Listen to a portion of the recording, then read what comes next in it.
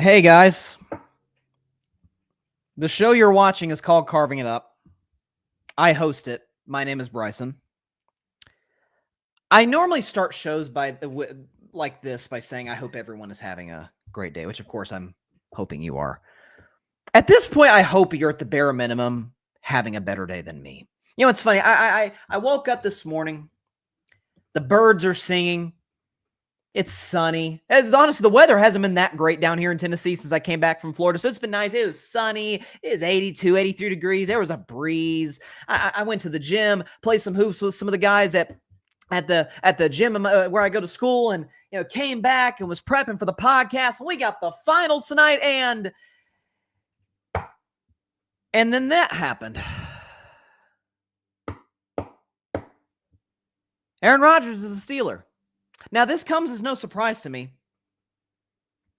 It's not like Aaron hasn't been tipping us off for months that he was going to come to Pittsburgh. We'll touch on that in just a moment. But to preview the rest of the show, we do have an NBA Finals tonight. Pacers, Thunder, Game 1 is tonight. Very excited about that. I'll predict Game 1 at the end of today's show, probably top of the next hour at around 7 p.m. Eastern, about an hour and a half before tip. Get into that, touch on a number of other topics. Tom Thibodeau was fired by the New York Knicks. I actually not called that they would, but called that they should on Monday's show. Get to that in about 30 to 45 minutes or so. Adam Silver may have fixed the All-Star game, potentially. We'll see. Get to that in about 45 minutes or as well or so. Talk about the sort of weird narrative about, you're not an NBA fan if you don't like these finals. Also, you need to like small markets in the finals more than big markets and more than dynasties, more notably. So I'll touch on all of this over the course of today's show. But first, as I said earlier, and as at this point we all know, the news broke about 2.5 hours ago. To loosely quote former President Gerald R. Ford, "My friends, our long national nightmare has just begun." Aaron Rodgers is a Pittsburgh Steeler.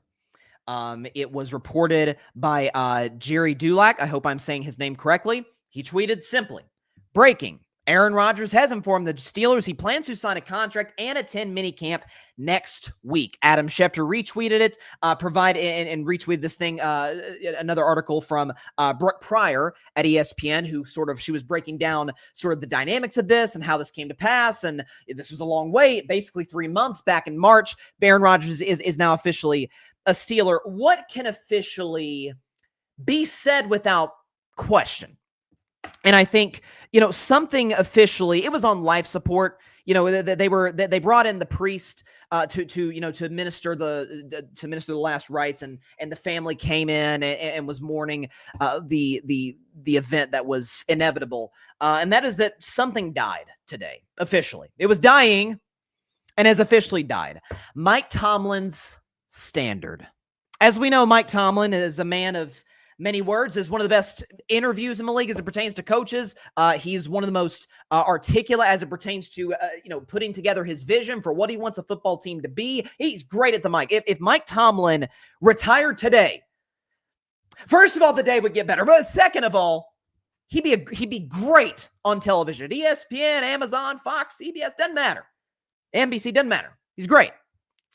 But his most famous, one could call it Tomlinism, is that the standard is the standard. In other words, we have a line, we have a bar for you to reach. And that's just what it is. You reach that, good job. If not, you're not doing your job. According to this report from Brooke Pryor, it says in this article, quote, "Longtime Steelers coach Mike Tomlin loomed large throughout the process and was a drawing card for Rodgers, according to sources, who added that Tomlin was happy to work with an Aaron Rodgers timeline this offseason." In other words, Mike Tomlin was the face of this. Not necessarily Omar Khan. the general manager. Not necessarily the Rooney family. Darn sure not Steelers players. We heard what Cam Hayward said a few months ago. Either you want to be a Steeler or you don't. That's Cam Hayward, a Walter Payton Man of the Year award winner who's been with the Steelers over a decade, who's been the consummate professional, is everything you want a Steeler/NFL star to be. It was Mike Tomlin who led the contingent, who said, you know what? Not only do I want you to be a part of this football team, we'll wait as long as you need to. We'll wait as long as you need to take off in order to join our football team. As Adam Schefter reported last week, the Steelers will wait till September 7th. They will wait till opening day, which the Steelers happen to be playing Aaron's former team, the New York Jets. And we'll see, obviously, how that plays out in a few months or so. Here's what I find fascinating about this entire dynamic. Because I've covered this topic for the last 3 months. It's, as recently as what was it, Monday? It was either Monday or late last week, that I did the Terry Bradshaw. I think it was last week. Talked about the Terry Bradshaw topic, and Bradshaw, greatest quarterback in Steelers history, was ripping Pittsburgh. Why are you even getting in the business with this guy? He's a locker room distraction, and that's not the Steeler way, and yada, yada, yada. We understand that. Here's the part, and I'm already seeing, it's amazing what certain people can manipulate folks into believing anything that they say. Aaron Rodgers appears to be one of those people. It's not even the thing that he says. It's more the allure of Aaron Rodgers. It's more the aesthetic of how Aaron Rodgers has played the game throughout the course of his career. And I will say on the front end, and I have said for years, for all my critiques and criticisms of Aaron Rodgers, and they have been harsh in some instances, he is without question one of the 10 greatest players in the history of his position. And as far as I'm concerned, if you took out Patrick Mahomes, that's the most talented quarterback I've ever seen in my life. The throws he can make, the mobility, the arm strength, the accuracy, the arm angles, all of it. It's like this guy was put on this earth to be a quarterback. All-time stuff. So on the front end, want to put that out there. But that allure of Mr. Rodgers seems to be looming over the narrative surrounding him and this football team moving into the season. It's going to be a one-year deal. It's been reported one-year deal. No surprise there. Is that he's not that guy anymore. Listen, let's get into a little bit of a breakdown. And again, it's a perfect time to do this. As the head coach of the Colorado Buffaloes, primetime Deion Sanders says, "Give me my theme music."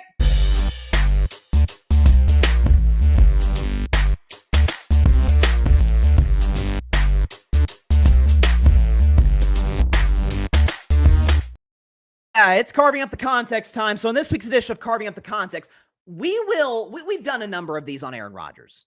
We can just give you the baseline for what Aaron has been since 2022. So we say since 2022 because in 2021, Aaron Rodgers was league MVP, led the Packers to the 1 seed. Now he, of course, gagged in the playoff game against San Francisco, scored only 10 points, but whatever.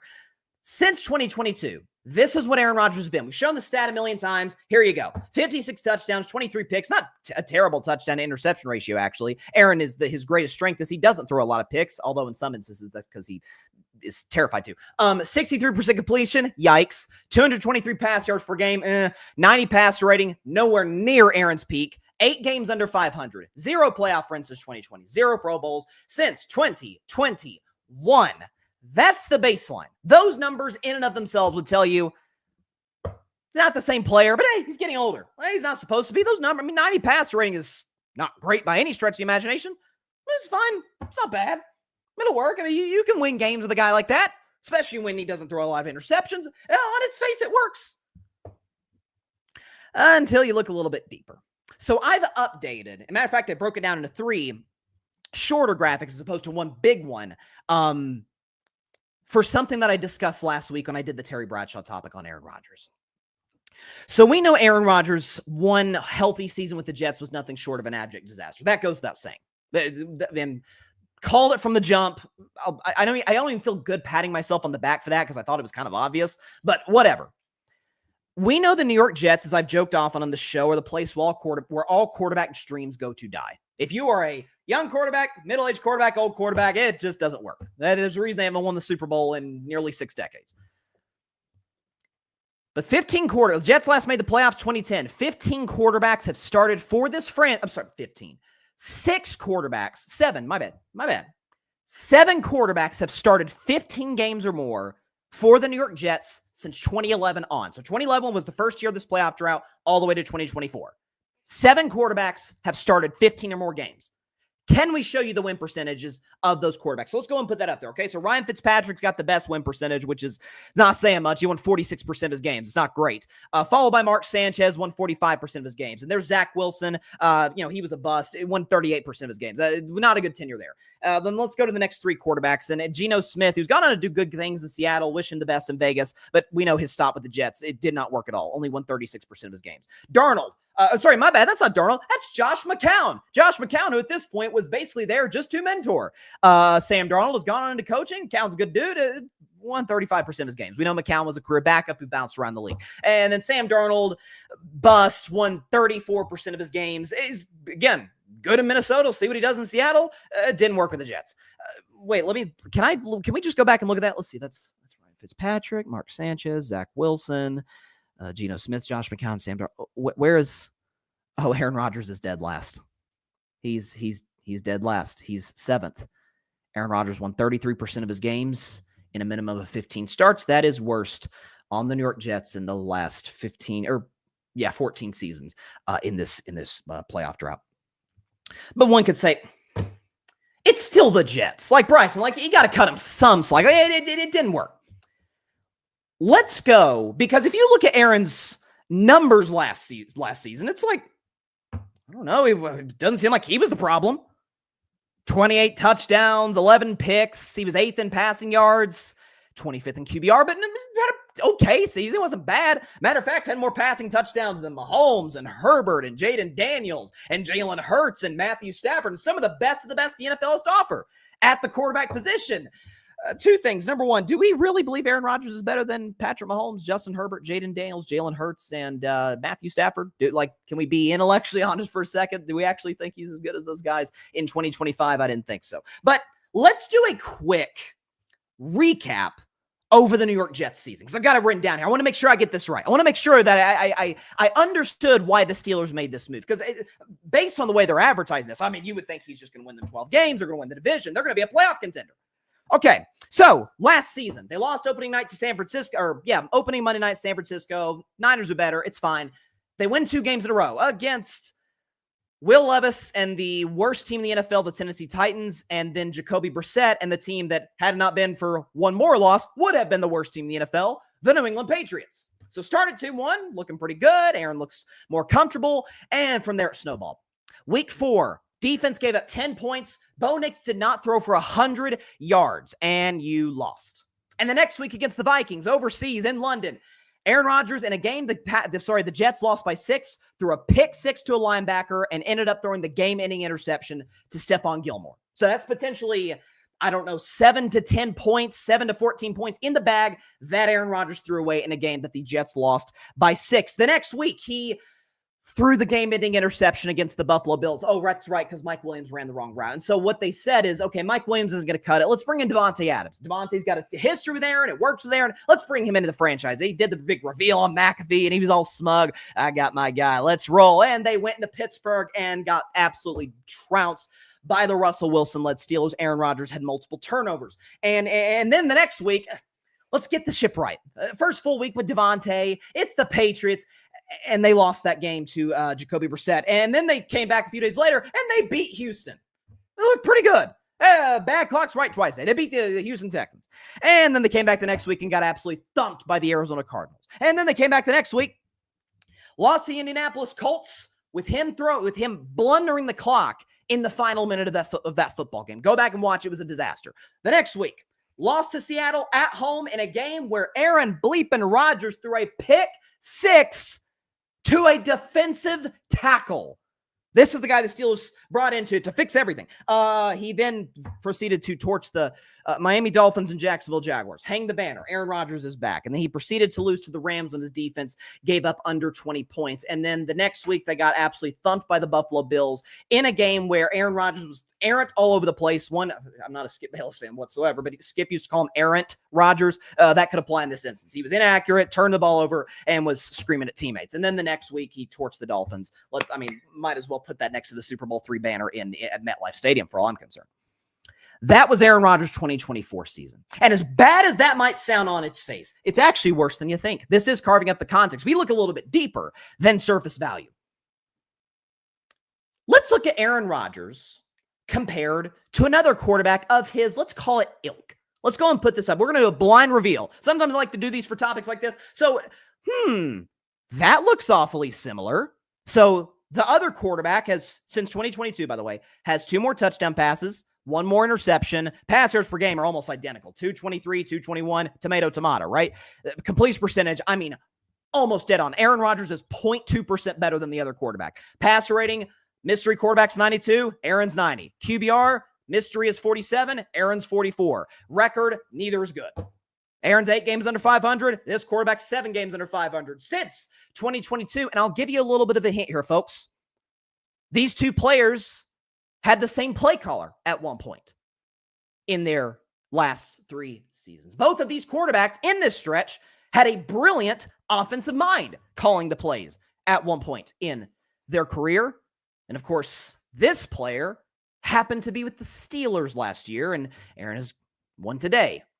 We're talking about Russell Wilson, who the Steelers could not wait to get rid of. And for the record, I wasn't exactly going to bat for Russell when he was a free agent. He's a decent sign by the Giants. He'll start over Jackson Dart. We'll see how it plays out. Whatever. But Russell Wilson, who was good in the locker room, who seemingly had a pretty good relationship with Mike Tomlin. Mike Tomlin spoke highly of him and vice versa. Teammates liked him. The Steelers offense for a time, despite being uncreative and having a bad offensive line, had some moments. They had a 40-burger against the Bengals, and they were putting up 30-plus points on the vaunted Jets defense. They had moments. And they couldn't wait to get him out of the building, and so they said, Aaron Rodgers, you're going to fix it, even though you are exactly the same player. Keep in mind, both Russell and Aaron have had Nathaniel Hackett as play callers in the last 3 years. Keep in mind, Russell and Aaron have had great offensive play callers in the last 3 years. Aaron, Matt LaFleur, Russell Wilson with Sean Payton. Same dang guy. And if you thought that was bad, it's about to get a whole lot worse. If there's one thing we know about the Pittsburgh Steelers, it's that they don't do quarterback very well. They certainly don't know how to scout quarterback talent very well. Keep in mind, their last first-round pick at the position was Kenny Pickett, who's on his 3rd team in 4 years and probably won't even beat Joe Flacco out for the starting job. Steelers don't have an eye for talent at that position, to say the very least. The last 3 starting quarterbacks for the Steelers, can we look at their sort of the analytical efficiency numbers for these 3 guys? And none of the 3 are really good. So this is Russell with the Steelers, Justin Fields with the Steelers, Mason Rudolph with the Tennessee Titans. So EPA, that's kind of like an efficiency, second level pro football focus stat. Just to put it on its face, none of those are good. Fields has the best EPA. He's like 24th in the NFL. So last year, not good. Yards per attempt, Russell 7.4, Fields 6.9, and Mason Rudolph 6.7. Completion percentage about the same, 63, 65, 64. But pretty much the same guy all of last season were these 3 quarterbacks. Can we compare them to Aaron Rodgers? Oh, wait, they're all better than him. Aaron has a better EPA than Rudolph and Russell, but Russell, Fields, and Mason all have better yards per attempt than Aaron and complete a higher percentage of their passes than Aaron Rodgers in the 2024 season. So, with all of that being said, the franchise that since so we're doing a lot of since 2022 stats because that's when the decline of Aaron Rodgers started. Since 2022, the Pittsburgh Steelers are 27th in passing yards. They don't exactly get the quarterback position right much.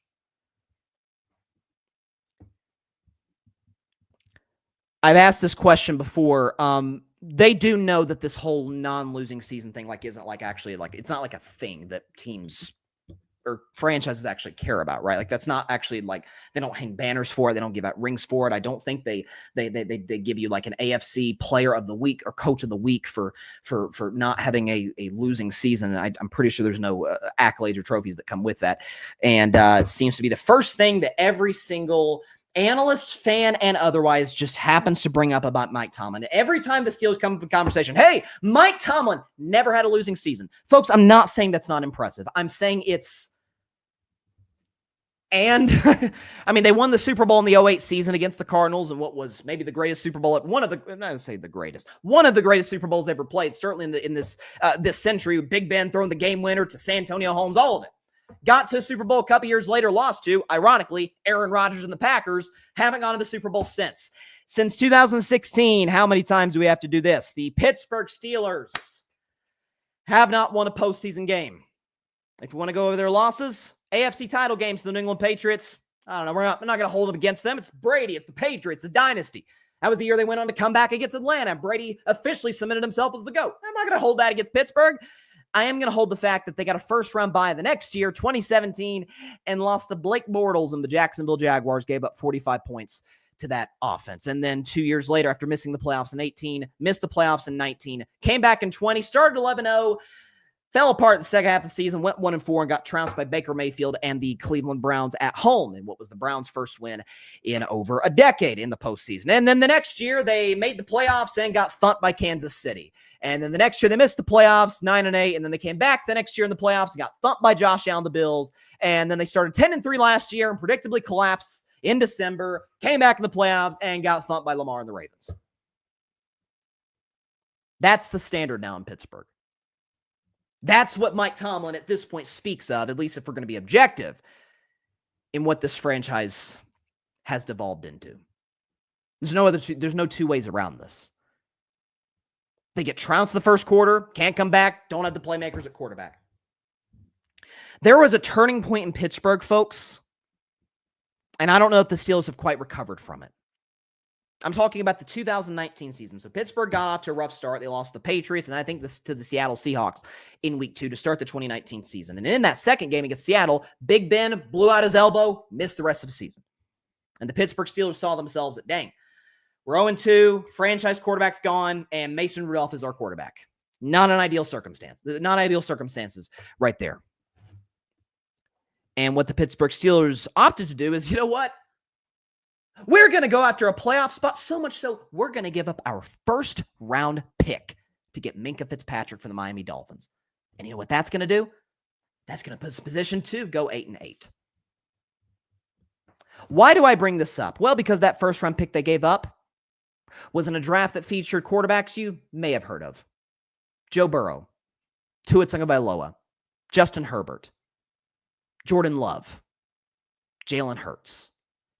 The best quarterback draft of the last decade, and the Steelers traded it for Minkah Fitzpatrick, who's a good player and a good leader and is good on that defense. And you crapped away your future just so you could keep that non-losing season streak alive that none of the other 31 teams care about, except for you. And Mr. Standard, Coach Standard, the guy who is emphatic, football first, no distractions, football first, has signed the biggest distraction in the National Football League to a 1-year deal, well past his prime, not terribly committed to football. I mean, he signed in June, for crying out loud. All to get that 9-8, that shiny 10-7, maybe even a playoff berth. And then they'll get decked by Buffalo, Kansas City, Baltimore, heck, Cincinnati. Who knows? I don't really trust the Bengals defense, but Houston. Plenty of great AFC teams. The Steelers are not one of them. All because they won't just take their medicine and say, you know what? Our time's done. Let's have a bad year, maybe a mediocre year. Let's build this thing up. Let's get some draft picks. Let's rebuild the Steeler way.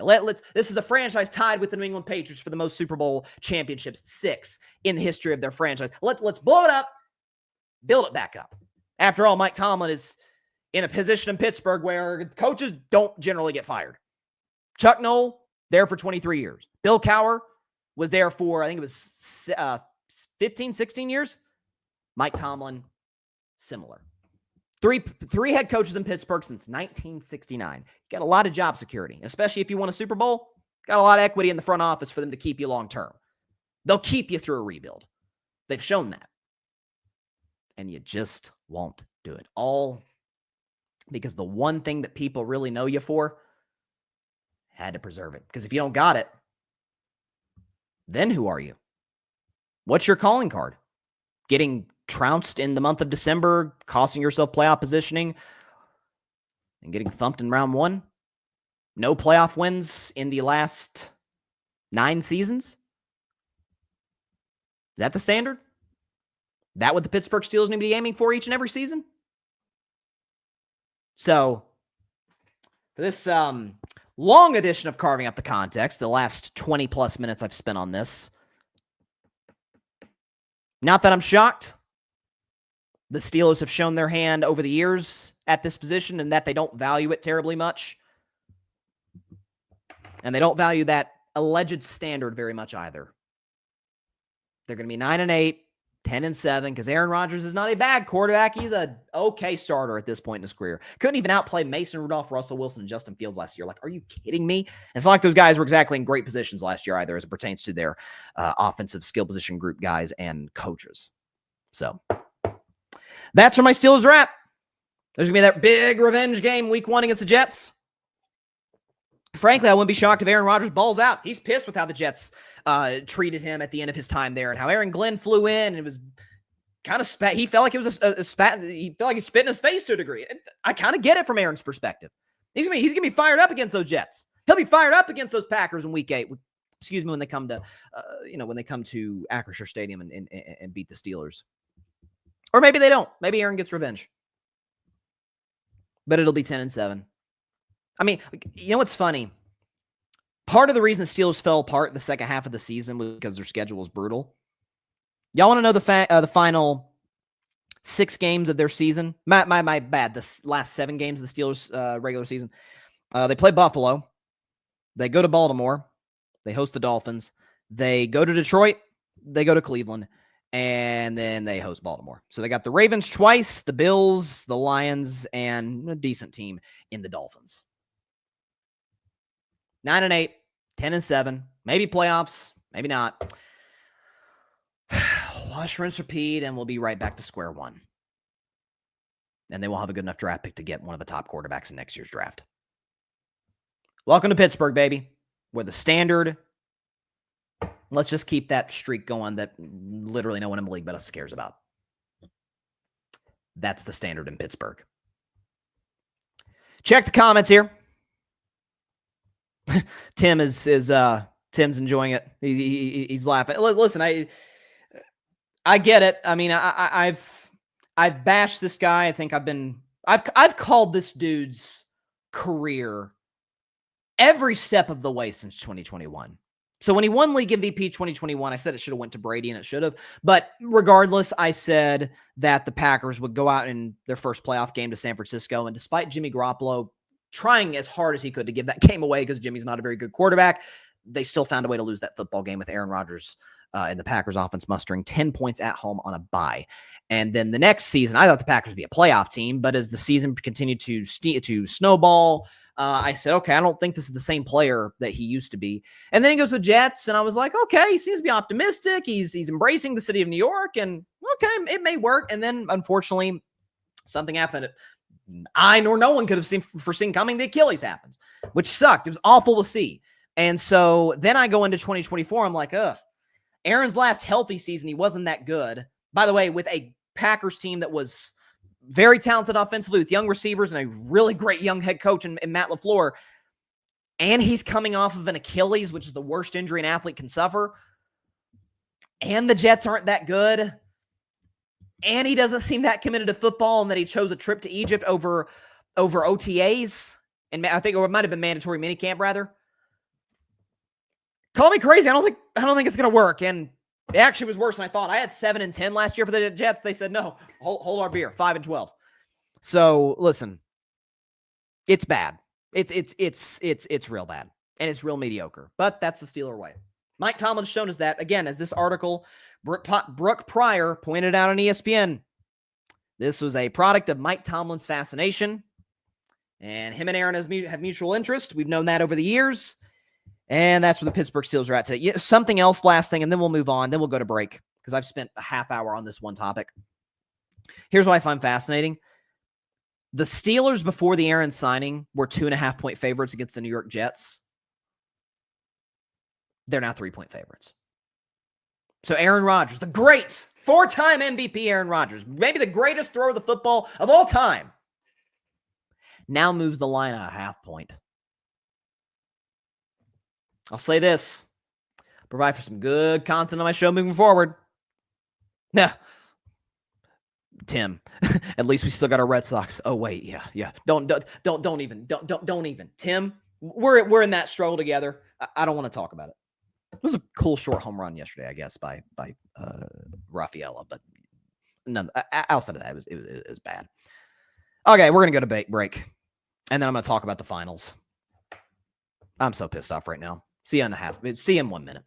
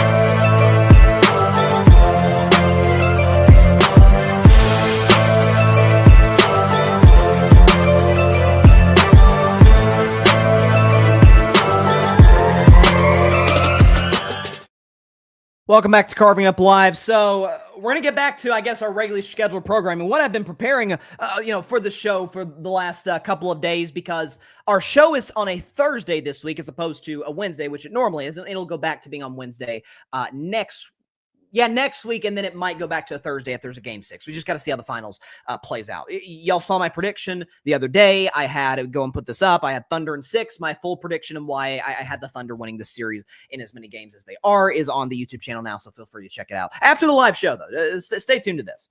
So the thing that has been sort of the overlying narrative about this finals is, okay, it's 2 small market teams, maybe not ideal, but the basketball will be good. Like that's kind of my big thing is, as long as the product is entertaining, I mostly don't care who's in it. Like I like, for example, give you a great example. Had the Knicks come back from 3-1 of the Pacers, I would not be excited for this finals. Okay, we get 2 games at Madison Square Garden. Chalamet in general will be there, and Spike Lee will be there, and the Thunder are going to trounce the Knicks. Honest to God, I would have said Thunder in 4. Get the brooms out. They just swept them at the Garden. They don't match up. The Tibbs, and we're going to get into Tibbs later. He just got fired the other day. But Tibbs would have run a starter, continue to run his starters into the ground. The Thunder would have been fresh. The defense would have just absolutely stifled them. If they couldn't deal with the Pacers defense, they darn sure couldn't deal with Oklahoma City's. It wouldn't have worked. Where's the Pacers? I don't know. They play in high up-tempo style of basketball. They move the ball well. Any guy can be a great scorer any given night. It could be Pascal Siakam. It could be Halliburton. It could be game 1 of the Eastern Conference Finals. It could be Aaron Nesmith. It could go prime Steph Curry for 5 minutes.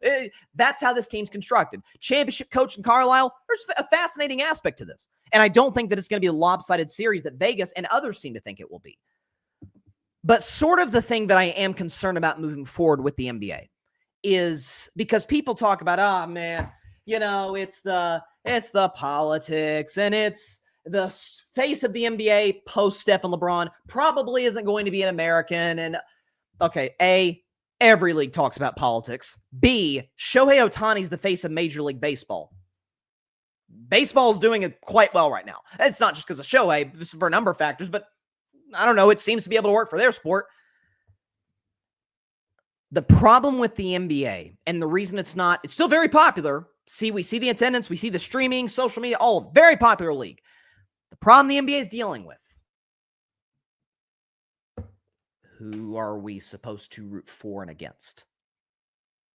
There's not the David and Goliath like there's been in the NBA for, well, really since the league has existed, if you take out the 70s. Because you look at the first decade of the NBA, it was George Mikan. Minneapolis Lakers were winning championships, and Mikan was the original superstar in the NBA. They were getting the job done. And then once we get to the 60s, now Bill Russell and the Celtics, and they went reel off 11 titles in Bill Russell's 13 seasons. Great coaching, all of it. Hall of Famers everywhere you look on that squad. And then they went through a dry spell. Then he had a bunch of different champions, like the Knicks got a couple titles in the 70s, Lakers. The Celtics did get another one, post-Russell in, I think it was 1976. My Warriors won a title in 75, and he had the Bullets, and he had the Supersonics, and the Blazers with Bill Walton, the late, great Bill Walton, won a title that decade. And the finals were on tape delay. It was not a popular product at all. Now, there was a number of factors that played into that, but not having a dynasty did not help the NBA. And then Magic and Bird saved the day. The Celtics had a dynasty in the 80s between 81 and 86, and the Lakers had a dynasty between 80 and 88. Lakers got 5 titles in that span. Celtics got 3. They've matched up in the finals multiple times. 2 best players that era by a long shot. It was fun. League was back. I mean, I'm looking at the ratings right now for those 1980s finals. They're getting pretty good numbers. We're talking about 14 million, 15 million viewers for these series. And then as the Magic era, because Bird retires, I think it was 92 because the back issues. Magic retired the year before that, the HIV diagnosis. Lakers got old. Kareem retired. Worthy was getting injured. Magic, the situation off the court. And in come the Bulls. Michael Jordan, Chicago Bulls, Phil Jackson, Scottie Pippen, bunch of shooters and international guys. And they reel off 6 championships in 8 years, and the league was never more popular than at that point because Magic and Bird had paved the way. I'm looking at the ratings for some of these series. 17 million, 13. I mean, the 98 finals got 18.7. Right, my bad. I'm getting this graphic wrong. It's got an 18.7 number, 29 million viewers. The finals, I got that wrong in the 80s. We're getting like 24 million viewers. Still a lot. Finals of the 90s, especially that Bulls Jazz series, the last dance year, most watched the NBA's ever been in its history. And then the league went through a dry spell. And they had a dynasty, by the way, in that span between 99 and I say the dynasty ended in 07. If you want to continue it to 14, I won't fault you for that. But the San Antonio Spurs, 1999 to 2007, won 4 championships. No one disliked the Spurs. Did you really dislike Tim Duncan? Like, I feel like it almost says more about you if you don't like Tim Duncan. Like, come on, he's humble. He doesn't talk much. His game's kind of boring. Doesn't get into any beefs with anybody. I mean, I guess if you don't like Popovich, maybe, but like hard, general-esque coaches were still more common at that time than they are today. Pop was, I guess, just the best of the bunch. No one really disliked the Spurs. And the league went, no, it didn't go belly up, but it was, the Shaq, by the way, I forgot about the Shaq and Kobe Lakers. That's my bad. But even those series were not getting close to what the Chicago Bulls were getting. 16 million, 17 million, 19 million. Lakers reel off a couple titles in 09, 2010, and then come the Heatles, who weren't a dynasty, by the way. Bron, Wade, Bosh, Eric Spoelstra, Pat Riley, the whole crew. Those finals got big numbers. 17 million, 16 million, 17 million, down to 15 million a little bit in 14. And then come my dudes, the Golden State Warriors. Steph Curry, Klay Thompson, Draymond Green, Steve Kerr's the coach. Andre Iguodala won an MVP. That first finals should have been Steph, regardless. And man, the league was rolling them. 19 million viewers in 2015, 20 million viewers in 2016. That was the second most watched finals to that point to the 98 finals in that span. So it was like, man, you got a villain and we don't like the Warriors, and oh my God, they just got Kevin Durant. We really hate the Warriors now. Who can beat these guys? And I guess we're sort of pulling for Cleveland at this point. We're pulling for LeBron, and it's his hometown, and everybody was happy for LeBron in 2016. Cleveland, this is for you. All of it. It was great. It was fun. Well, it wasn't great for me, I guess, but for the general NBA public. And then in 2017, ratings went up. That finals. And then they came down in 18 because the Warriors were overwhelming favorites against Cleveland, swept Cleveland in part because LeBron had nobody. Different story for a different day. Finals are down in 2019. It was Toronto, so that factored in a little bit. Canadian ratings didn't count for United States finals ratings, whatever. 2020, COVID, middle of the season, right in the middle of college football and NFL season. NFL is the king of television. College football is a distant number 2, but at number 2, finals got 7 million people to watch. And then in 2022 it was 9. And then it ticked back up a little bit in 2022 because the dynasty was back, the Warriors. And then it went down a little bit in 23 to 11 million and right around that same ballpark with the Boston Celtics last year. Why do I bring all of that up? Because with the new CBA that that the owners, that the players agreed to a couple of years back, with the second apron, it is almost impossible to have a team built and just that team's very existence, not any on-court stuff, not a personality thing, just the fact that team even exists as it is put together. i.e. the Warriors when they added Kevin Durant. Just that team being together made people not like them. Because it's like, we can't compete with that. Like, we don't want you guys to win it. It almost feels unfair. Felt that way in the 90s. Chicago Bulls. Definitely felt that way in the 80s with the Lakers and Celtics. Who's that team today? I'm hearing folks say Oklahoma City could be a dynasty. They very well could be. SGA's the league MVP. Jalen Williams, a great number 2. Who knows what Chet Holmgren, knock on wood, he stays healthy, can continue to do. Dagnall's a great coach. They got like 15 draft picks from now until 2032. Sam Presti, the best GM, like, yeah, they're kind of set. But we thought the Nuggets were set, and they haven't been back, having gone to a conference final since their title. And we thought the Warriors could continue their dynasty, much to my chagrin, haven't met back to a conference final since their title. And the Bucks have went to 1 second-round series since then, since their title. When people thought, hey, with Giannis, best player in the world, maybe they could be. Nope. It's not been the case. Because the way the cap is so restrictive today, and does punish teams who can pay their own homegrown guys more, that actually hurts their cap situation worse. And now you can't really build a dominant team that's just going to roll over everybody. And you folks that say you don't like it, I don't know, you watched more. League ratings say it. I just laid it down, laid it out.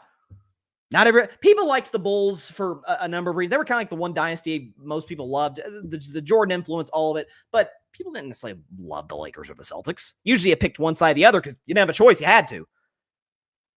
People didn't like the Miami Heat. Weren't a dynasty, but they were just the fact that that team was even together. People didn't like them. People darn sure didn't like my Golden State Warriors. It's fun. People don't like the Kansas City Chiefs. Now, the NFL is a league where, because the league is as short, the season is as short as it is, 17 games, and we got Thanksgiving and the Super Bowl's a national holiday. Like, it's just so ingrained in American culture that the NFL is always going to be the king of television. Nothing can top it. But it helps. We don't like I'm typically the dynasty defender on, in the space. But people don't like the Kansas City Chiefs. Oh, it's rigged. It's rigged for Kansas City. Oh, Travis Kelce tells us we don't like that. And the Patriots, oh man, they cheated and Deflategate and Spike. We don't like the Patriots, and they're winning too much. And Brady is married to a supermodel. Gisele's kind of a grump, and we don't like them. Oh, we don't like the Dallas Cowboys of the 90s. Oh, America's team. How dare they call themselves that? And that helps the league. It just does. You need a Batman versus Joker, Luke Skywalker versus Darth Vader. That's compelling. Having fun, having a different matchup every year with different teams every year, not that fun. It's gonna be I think the first time in NBA history that we're gonna have 7 straight different champions. So from 19 on, Raptors, Lakers, Bucks, Warriors, Nuggets, Celtics, and then now either Thunder or Pacers. This series in and of itself, I think is going to be really fun. You got again, the contrasting sides of play. I've already shown this graphic. We could show it again. Like, Pacers by every metric are the best offense. Thunder by every metric are the best defense. That's fun. That's entertaining. You got an MVP in the series and a championship coach on the other side and a champion on the other side. Like, it's a fun matchup in and of itself. Moving forward, it's not great for the health and success of the league. It's just not. So that's my main concern. And again, it's nothing we can do until there's a new CBA. This is the league that Adam Silver wanted. He came out when Kevin Durant went to the Warriors. I feel like that almost put Adam Silver, that was the breaking point for him because he openly criticized it, which, for the record, it wasn't like the Warriors had to do a lot of cap finagling to bring KD in. There was actually, I'll say this as a Warriors fan, a lot of luck in Kevin Durant being a Warrior. Klay Thompson took less the year before in free agency. Steph Curry was on the biggest bargain contract in NBA history. It was like 4 years, $44 million was a contract Steph was on at that point because of the ankle injuries prior to him signing that contract. So if Steph had reached his full potential or shown progress of reaching that by year 2, year 3, that contract is much bigger than what it ended up being. But this is the league Adam Silver wanted. It's hard for me to believe that a guy who learned under David Stern would feel that way, but he does. That's where we're at. I'm going to give Adam Silver some love in the next segment, but that's where we're at. So there we go. Derpy Entertainment, full Yinzer mode activated. Oh, you have no idea. I'm not even a Pittsburghian. Sports PSP thoughts on Team USA World 2026. Get to that in just a moment. Duncan is definitely top 10, no question about it. Greatest power forward of all time. Okay. Derpy Entertainment. I'm loving the Caesar's energy. All right. So, and again, like people that are saying, "Oh, this finals it doesn't have aura." Like, I don't know if you really like the NBA or if you just like the storyline surrounding the NBA. Like, it's funny. I feel like in most cases, people are more entertained with the offseason of the league or with transactions in the league than the actual league, than the actual basketball on the floor. And so I've always, and by the way, the NBA over the years, and by the way, that's something else too that the CBA has done. It's taken a lot of the steam out of free agency. It just has, because teams are so cap strapped, like we can only kind of do so much. We can't manipulate it and just be the smarter franchise. That's where we're at. And I think it's bad for the league. Game one tips off in a couple of hours at the time that this podcast is live. If I can pull this up here before we move on to the to Adam Silver and to the Team USA versus Team World All-Star game. Myself and Arthur Hurst at 11 Eastern, 8 Pacific time. So around the time game one ends, we will be live on the Grid Network's YouTube channel, Grid's IG account, and Grid's Twitter account. We will be live to break down game one of the finals. Hopefully we can do this over the course of the series. It's been something we've been talking about as a network, trying to get more of these post-game reaction shows up on the channel. So shout out to Arthur Hurst, very smart guy. He did a post-game reaction show to the men's national championship game between Florida and Houston during March Madness, the conclusion of March Madness. Very smart guy. He's been on my show before a couple of times. You will love what he has to say. Very excited for the finals reaction show. So again, that's 11 p.m. Eastern, 8 p.m. Pacific time. That is right after game one of the NBA Finals. So definitely be sure to check that out. So we're going to have a lot of fun tonight. All right. Transition to Adam Silver. So I just ripped him. I think rightfully so. I think the CBA is atrocious for the league. But not the move he just made for the All-Star game. In the words of LeBron James, after he won his first title in 2012, it's about damn time. Where has this been for the longest time since the NBA All-Star game has deteriorated in quality and in popularity? And it's been a disaster. It's been the main, it's funny. I feel like if there's one universal whining and moaning day from the sports media, if I could pick it, it's the Monday after the All-Star game in the NBA. It's, man, these guys ain't competitive. Man, this younger generation, they don't care. It's all about the money for these stiffs. The league is dying, and Adam Silver needs to be thrown in prison. This is a disaster. It is not a good product, the All-Star game. It has not been in some time. It's been a little bit of an overreaction. I've talked about this the last few All-Star games that, guys, there's not an incentive. I mean, there was really not. Injuries come into the fray. Guys have gotten hurt during All-Star games before. And even if the guys wanted to compete, the teams would probably say, hey, guys, like, what are we doing? Team USA Team World is the only All-Star game that makes any sense. Because you think the American sports media bangs on NBA players as is after All-Star games? Oh, you wait and let them loose to the world's best basketball players. Yeah, let's see what they have to say then, because it will be 10 times worse. Because I was talking about this with a buddy of mine the other day. I was thinking, I think we're kind of cooked this year for the All-Star game. Because Team World, assuming knock on wood, everybody's healthy. Luka, SGA, Giannis, Jokic, and Wemby.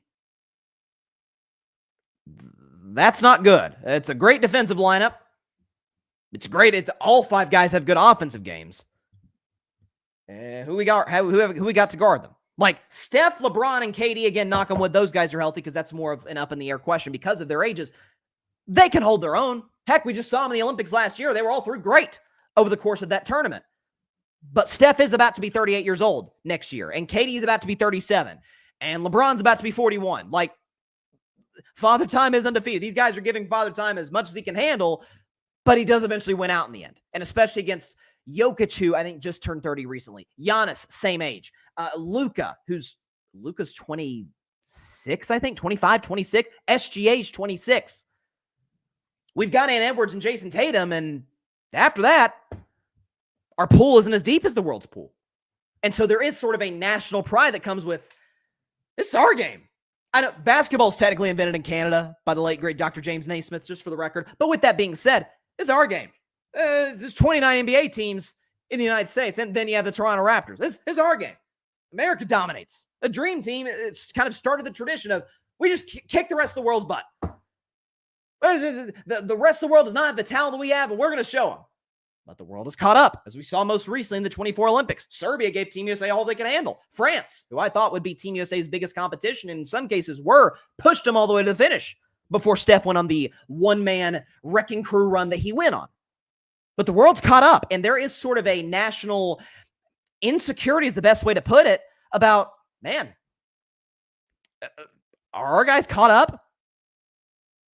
Is the AAU development system as effective as it is as this development system is overseas? I think the answer to that is a resounding no. But that's where we're at right now with the NBA and as it pertains to American players.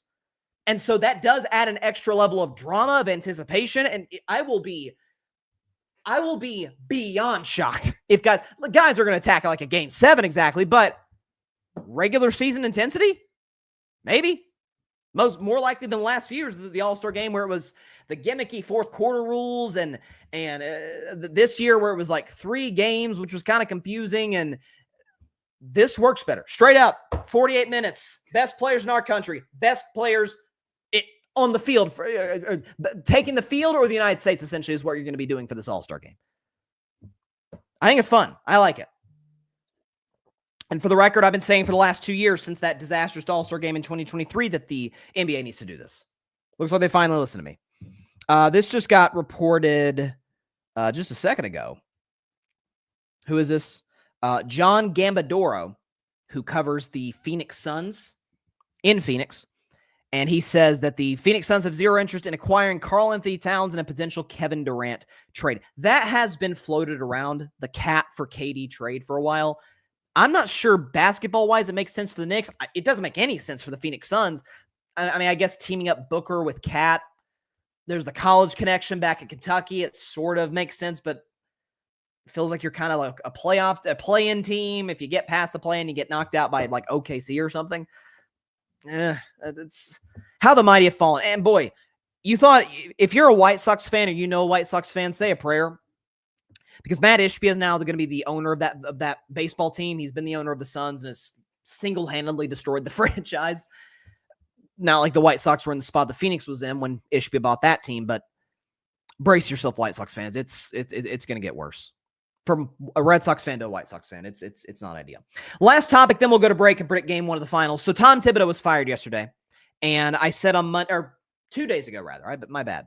I said on Monday's show, you had to move him. You just did. He built the culture.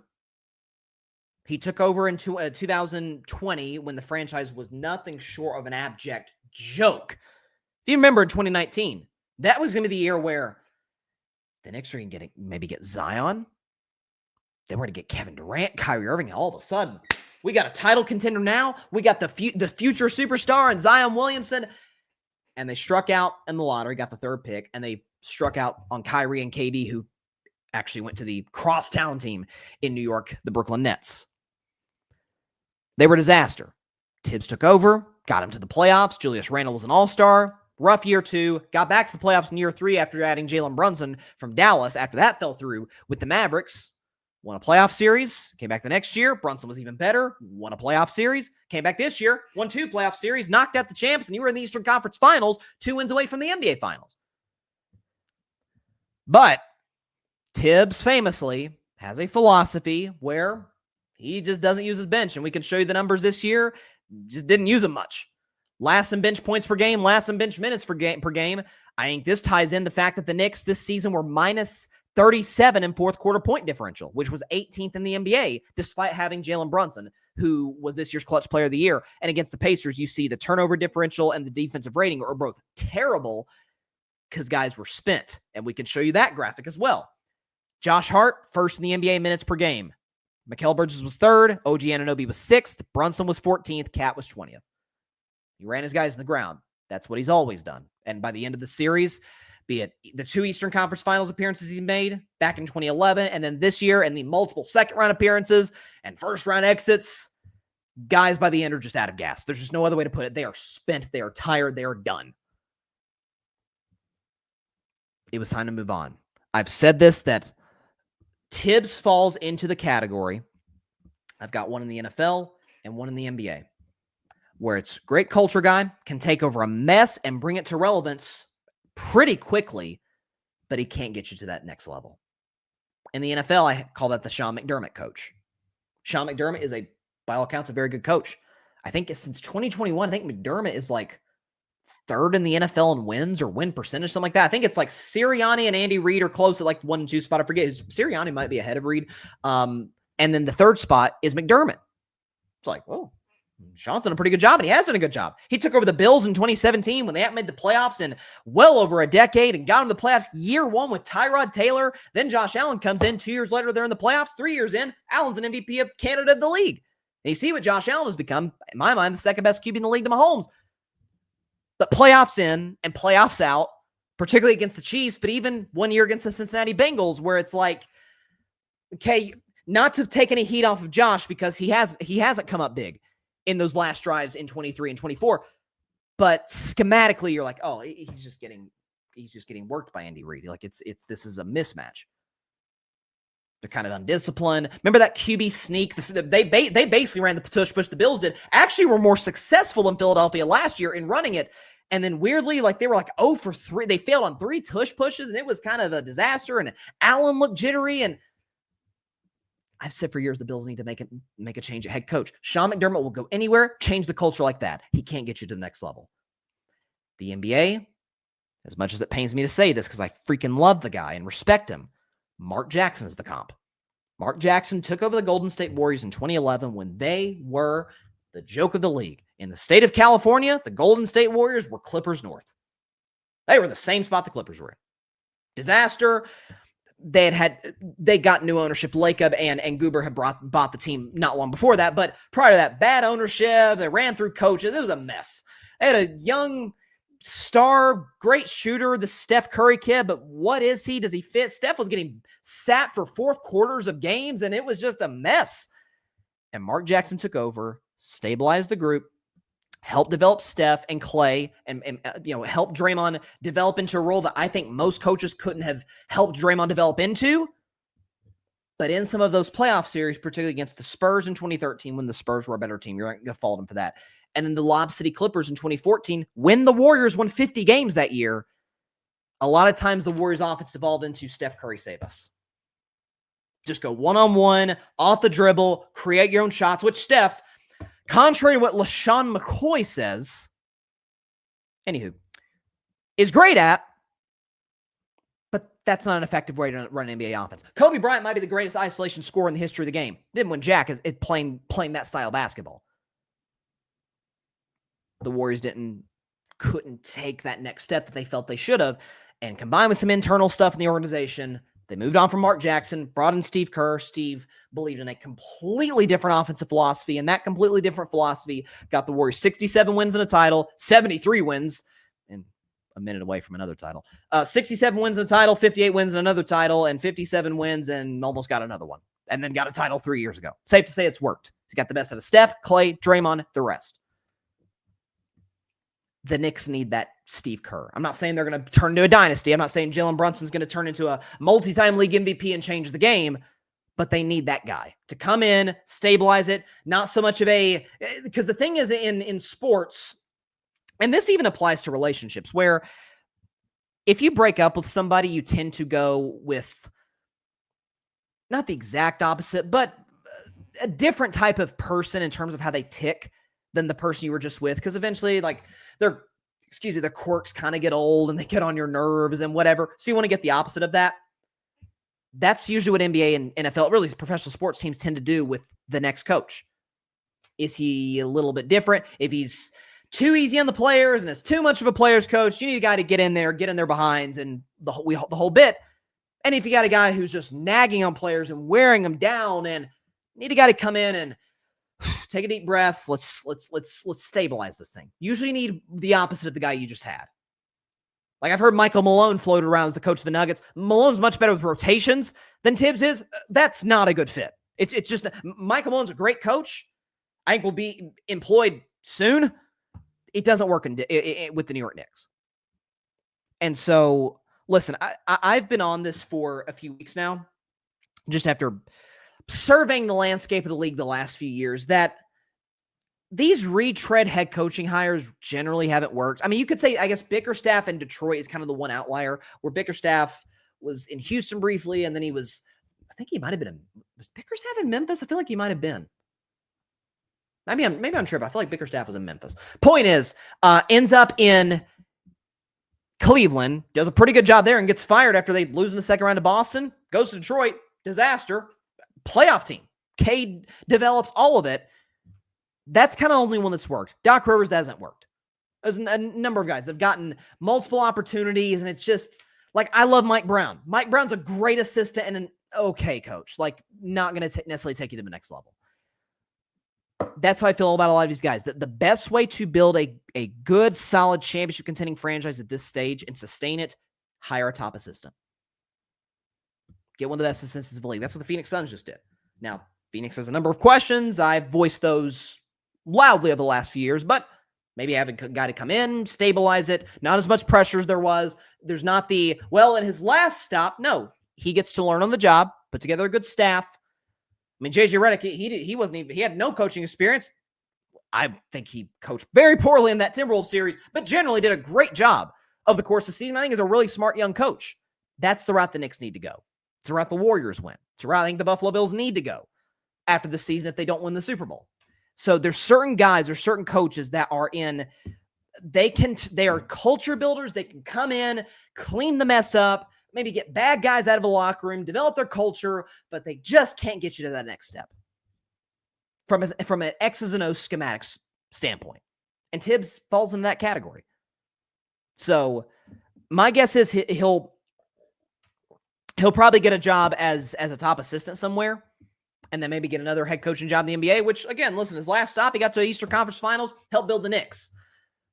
But year in and year out with the Knicks, with the Bulls back in the day, they just did not have enough gas in the tank because he treated the regular season like it was Game 7 every single night. It's not sustainable. And so, wishing Tibbs nothing but the best, but I think this was the right move for New York. I do. All right, be back after the break on Carving Up Live to predict Game 1 of the 2025 NBA Finals, Pacers Thunder. Tips off in about an hour and a half. Give you my prediction after the break. Stay tuned.